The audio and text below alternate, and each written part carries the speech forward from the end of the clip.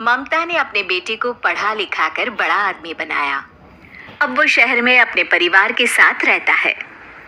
एक दिन ममता का बेटा रोहन अपनी पत्नी आलिया से कहता है, अरे आलिया, सुनो, माँ अब से गांव में नहीं रहेगी, वो हमारे साथ यहीं रहेंगी शहर में।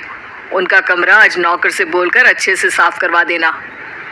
ओह, आज तो मेरी किटी पार्टी है, फिर मुझे जिम और फिर शॉपिंग। ठीक है, कल करवा दूंगी। अच्छा, लेकिन माँ के सामने ये कपड़े नहीं चलेंगे। हाँ, तुम्हें साड़ी या सूट पहनना होगा। अरे बिल्कुल भी नहीं।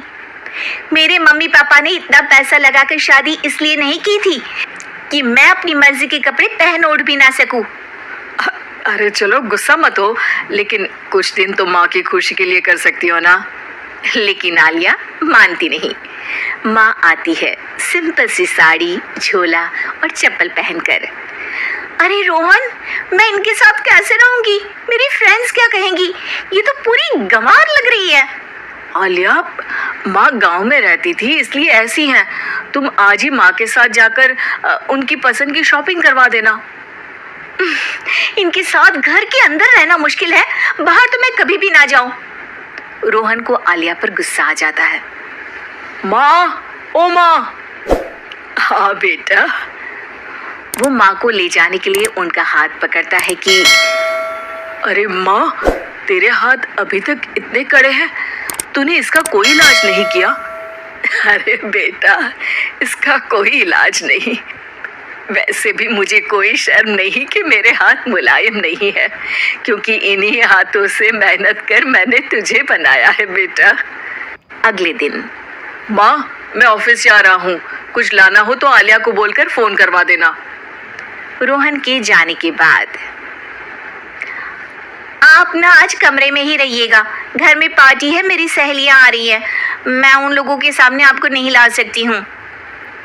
ठीक है बहू, लेकिन तुम कहो तो मैं कुछ खाने को बना दूँ तुम लोगों की पार्टी के लिए। वो लोग सिर्फ कॉन्टिनेंटल या थाई फूड ही खाते हैं। कोई बात नहीं, कभी इंडियन खिलाने वाला कोई मिला नहीं होगा ना। मैं बनाकर कमरे में चली जाऊंगी। जैसे आपकी मर्जी। आलिया के घर उसकी दोस्त आती है, पार्टी होती है। अरे वाह आलिया, ये क्या है खाने में? बड़ा ही स्वादिष्ट है यार, इसकी रेसिपी मुझे चाहिए। हाँ, और ये दाल, ओ माय गॉड, मैंने तो किसी 5 स्टार में भी ऐसी दाल नहीं खाई है यार। तू कुक को यहाँ बुलाना। अब आलिया घबरा जाती है। हाँ हाँ, क्यों नहीं, माँ जी जरा बाहर आइए। आलिया की सास सिंपल सी साड़ी और गांव के अंदाज में आती है। अरे बहू, क्या हुआ?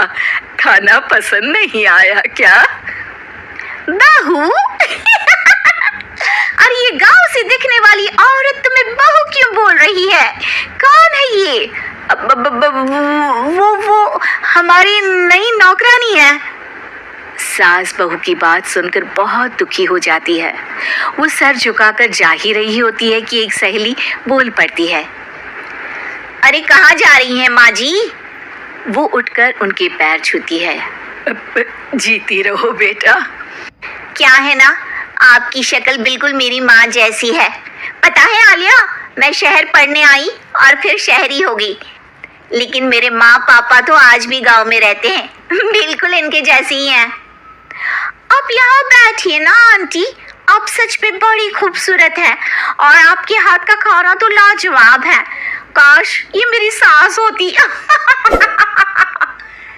सभी सहेलियां सास को घेर कर बैठ जाती हैं और उनसे खाने की रेसिपी पूछ रही होती है कि तभी घर की बेल बजती है और रोहन आता है।